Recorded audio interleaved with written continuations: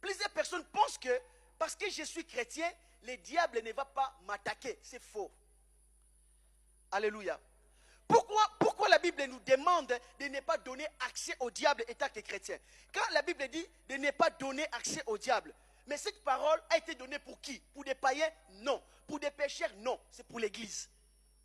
Pourquoi cette parole a été donnée? Parce que l'apôtre a vu que le diable peut s'introduire même dans la vie des chrétiens s'il laisse sa porte ouverte.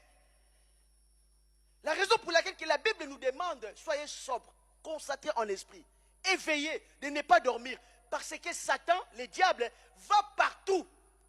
Il cherche quelqu'un à dévorer. Répète après moi, dis au nom de Jésus, je ne suis pas la personne que Satan va dévorer.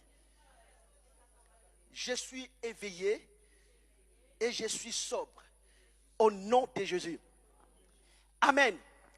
Dans la Bible, dans le livre de 1 Corinthiens, chapitre 16, verset 9, ici, la Bible nous montre que Dieu peut nous ouvrir de portes, des opportunités. Dieu peut nous donner des opportunités pour réussir. Mais cela ne signifie pas que nous ne serons pas confrontés à des adversaires, à des puissances. Alléluia. Dieu t'ouvre une porte. Dieu t'a appelé. Amen. Mais cela n'empêche pas que l'ennemi viendra te combattre. Cela n'empêche pas que l'ennemi viendra t'affronter par rapport à cela. Et ça nous demande d'être éveillés. Parce que la Bible nous fait savoir que nous avons beaucoup d'ennemis. Nombreux. Nos ennemis sont nombreux. Je parle des ennemis spirituels. Quand je parle des ennemis spirituels, je parle des sorciers, la sorcellerie, les démons, tous les agents sataniques. Parce que la Bible dit, nous luttons contre des esprits méchants, des autorités de domination qui habitent où? Dans le lieu céleste. Alléluia. Le combat spirituel est réel. Il y a des forces invisibles qui s'opposent à nous. Parce que si vous lisez Ephésiens 6, 12, la Bible nous rappelle que le combat n'est pas contre les êtres humains, mais contre les forces spirituelles des ténèbres. Et nous devons être conscients de cette réalité et nous devons nous équiper de l'armure de Dieu pour résister aux attaques de l'ennemi. Est-ce que quelqu'un comprend jusque-là? Et Jean chapitre 10, verset 10, ici Jésus nous dit que l'objectif de Satan, de notre ennemi, est de dérober, égorger et détruire. Tu dois être conscient que quelqu'un cherche un esprit mauvais, l'esprit du mal, cherche à détruire ta vie, ton foyer, ton ministère, ta destinée. Et cet esprit veut même te tuer, t'égorger. Alléluia. Et là, Dieu nous appelle à quoi? À la vigilance. La vigilance est nécessaire. La raison pour laquelle la Bible dit, soyons vigilants, soyons sobres. Car le diable rôde comme un lion rugissant, cherchant qui il dévorera. Et moi je dis, ce n'est pas moi la personne. Amen. Parce que je dois rester éveillé, je dois me protéger et je sais comment faire pour me protéger. Et dans toutes ces choses, nous devons avoir ce qu'on appelle l'humilité. Amen. D'accepter de suivre la voie de Dieu. La Bible dit, humilie-toi sous la main puissante de Dieu. L'humilité consiste tout simplement de faire ce que Dieu te demande de faire. Alléluia. Donc, le combat spirituel est réel, que nous devons être conscients de la présence de l'ennemi et ses objectifs pour nous détruire. Et nous avons aussi la promesse de Dieu et que nous sommes plus que vainqueurs et que nous pouvons avoir la vie en abondance si nous suivons Jésus. La raison pour laquelle nous allons proclamer les promesses de Dieu. C'est Matthieu, dit Amen. 2 Corinthiens chapitre 2 verset 11. 2 Corinthiens chapitre 2 verset 11, la Bible dit, afin de ne pas laisser à Satan l'avantage sur nous, car nous n'ignorons pas ses desseins. C'est ça, je souligne. La Bible dit, il ne faut pas ignorer les intentions de Satan. Moi, je comprends les pasteurs qui disent, à l'église, on va chanter, adorer, comme si le diable n'existait pas. Mais ce n'est pas ce que la parole de Dieu enseigne. Amen. J'ai parlé, je discutais avec le pasteur.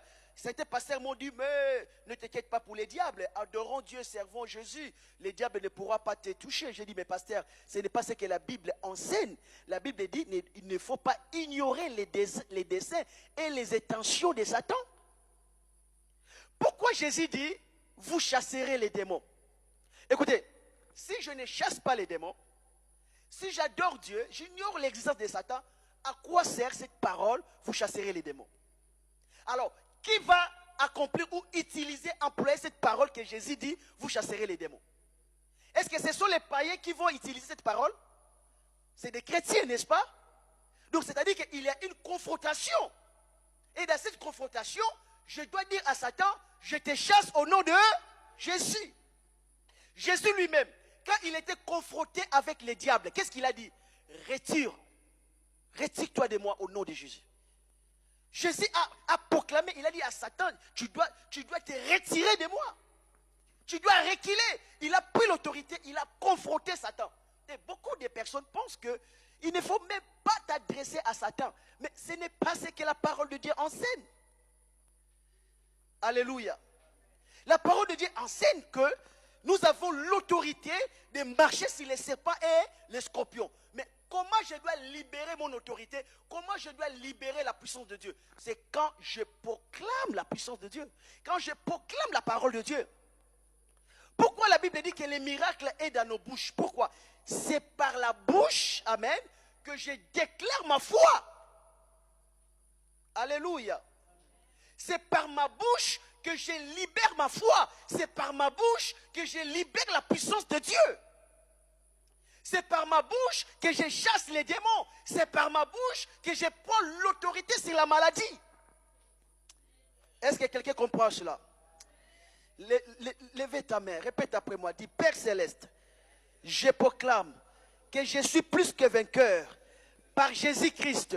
Je proclame que tu es mon Dieu, tu es mon sauveur, tu as le pouvoir sur tout.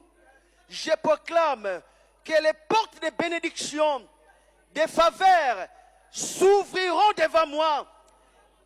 Je vais entrer dans cette nouvelle opportunité, dans de nouveaux défis.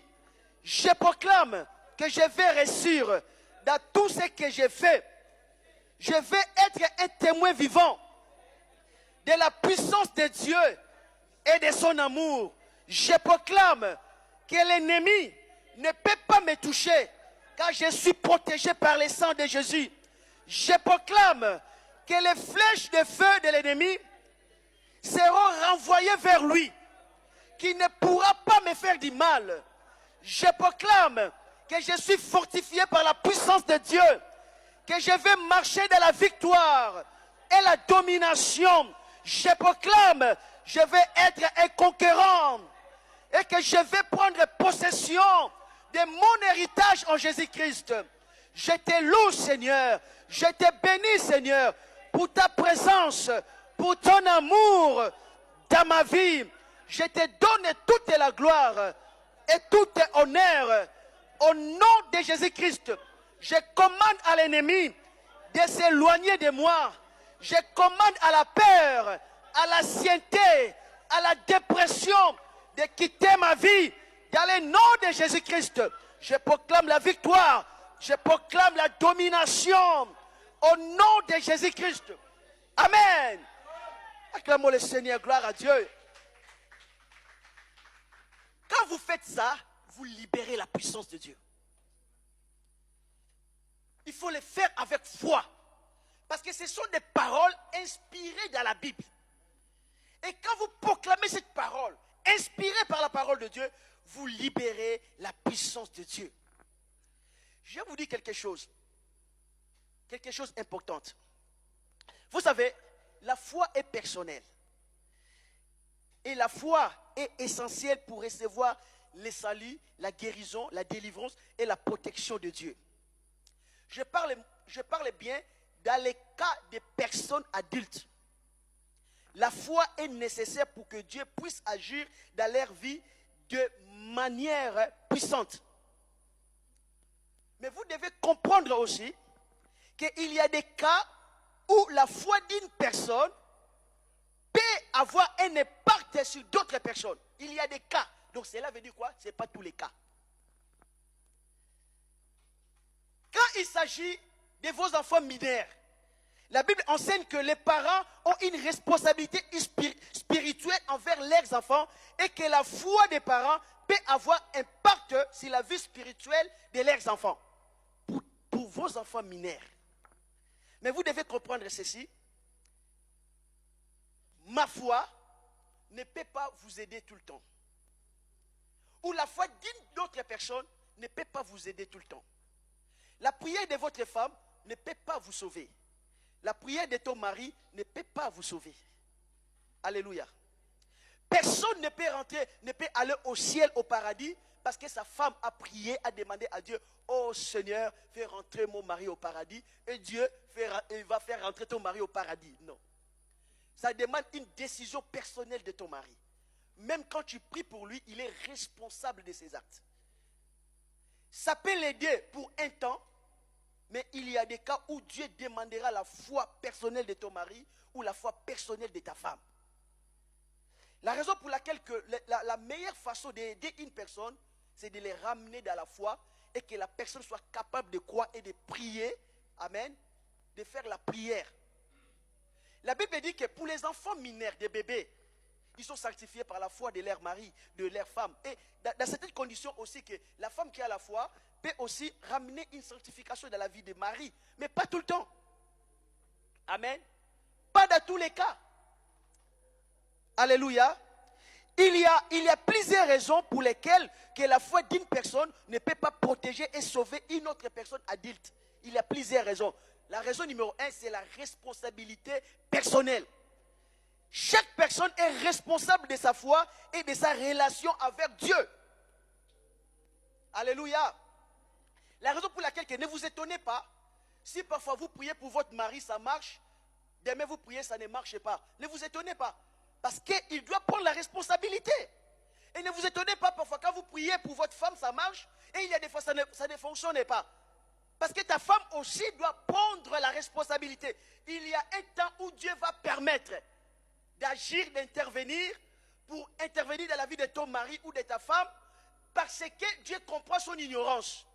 À un moment, après avoir lui dit la vérité qu'il devait croire, et il refuse de croire, il continue son chemin, la prochaine fois quand tu pries, ça ne fonctionnera pas. Parce que là, il est responsable, il n'est pas ignorant.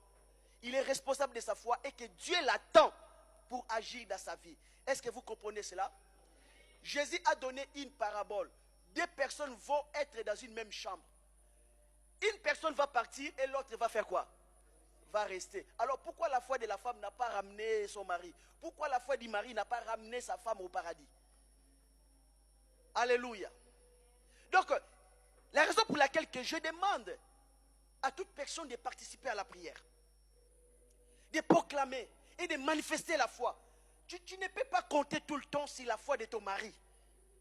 Tu ne peux pas, ton mari ne peut pas te porter tout le temps par sa prière. Parce que ton mari, lui-même aussi, il est confronté dans des combats personnels où il va confronter, il va combattre. Ta femme aussi ne peut pas te porter tout le temps. Tu dois prendre la responsabilité. Alléluia. La raison pour laquelle que je vous demande de faire des prières, des proclamations, de venir prier avec nous, ne dis pas, oh ma femme fait tout, oh mon mari fait tout. Non. Les enfants mineurs, je comprends. Parce que la Bible tient compte, vous allez lire dans la Bible, vous allez comprendre qu'il y a des moments où Dieu a guéri des enfants par la foi des parents. Mais il y a des fois, Dieu te demande toi aussi de faire un pas et de croire, parce que Dieu a besoin d'agir. Ta foi, ou bien sûr, ça peut influencer les autres. Ça peut influencer ton mari, pour que ton mari soit enseigné, pour que ta femme soit enseignée, pour qu'il revienne à Jésus. Mais il y a d'autres cas, ton mari ou ta femme doit participer, doit manifester la foi et prier. Alléluia. Alléluia. La Bible dit dans le livre d'Amos chapitre 3 verset 3, la Bible dit, deux personnes marchent-ils ensemble sans en être convenus? Donc c'est-à-dire quand toi tu pries pour une personne, prenons exemple, Tu pries pour une personne. Tu dis à cette personne, voilà, il faut que tu viennes à l'église. La personne dit non, moi j'ai choisi la boîte de nuit. Toi tu pries pour lui et la personne est dans la boîte de nuit. Tes prières, ta foi n'aura pas de part dans sa vie. Parce qu'elle a fait son choix. Il avait un moment, Samuel portait Saoul dans ses prières devant Dieu. Et il y avait un temps où Dieu lui avait dit, arrêtez. Saoul devait prendre lui-même sa responsabilité. S'il ne le fait pas, je le rejette. C'est fini. Samuel a essayé de faire quelque chose. Dieu dit, c'est fini. Tu ne peux pas le porter tout le temps. Amen. Tu ne peux pas le porter tout le temps. Il y a un moment, Dieu te demande, toi-même aussi, viens à l'église, viens proclamer la parole. Viens libérer la parole. Alléluia.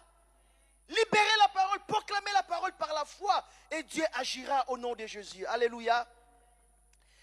Et Matthieu chapitre 18, verset 19, la Bible dit, je vous dis encore ceci, si deux d'entre vous s'accordent sur la terre pour demander une chose quelconque, elle leur sera accordée par mon Père qui est dans le ciel.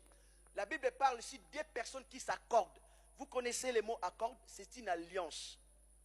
Deux personnes se sont fait alliance, se sont mis d'accord. On va prier pour tel sujet. Alléluia. La Bible dit, dans le spirituel, il y aura un impact. Dieu agira.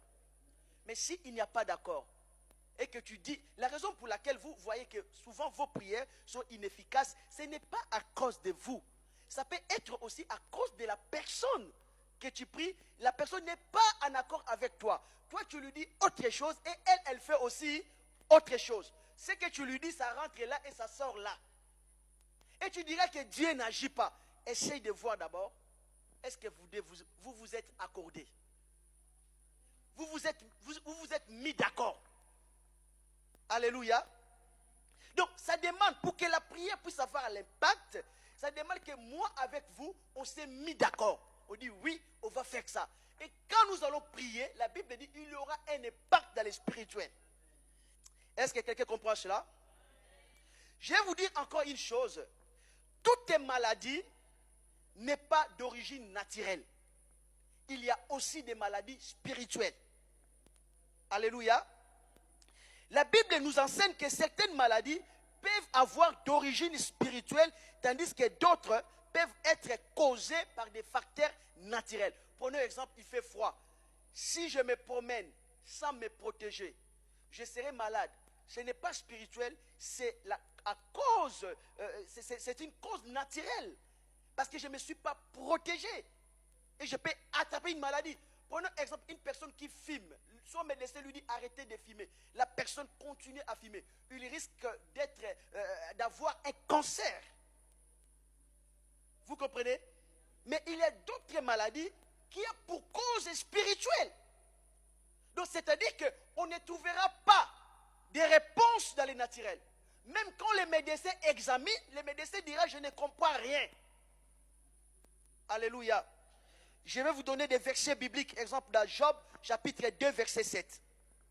Job chapitre 2 verset 7, la Bible dit, et Satan se retira de devant de la face de l'Éternel, puis il frappa Job d'un ulcère malin, depuis la plante du pied et jusqu'au sommet de la tête. Ici la Bible dit, qui a frappé Job? Satan. Est-ce que c'est naturel? Non, ce n'est pas naturel ça. Le médecin peut examiner, il peut dire, ah, je vois un problème, tu as le problème de ulcère. Il va soigner, il n'y aura pas de résultat. Parce que le problème, c'est spirituel. Et pour que ce genre de maladie soit guéri, il faut proclamer la parole de Dieu. Il faut le combat spirituel. Amen. Parce que ce n'est pas naturel. Et je vais vous donner encore un autre exemple. Prenez un exemple. Genèse chapitre 20, verset 17 à 18.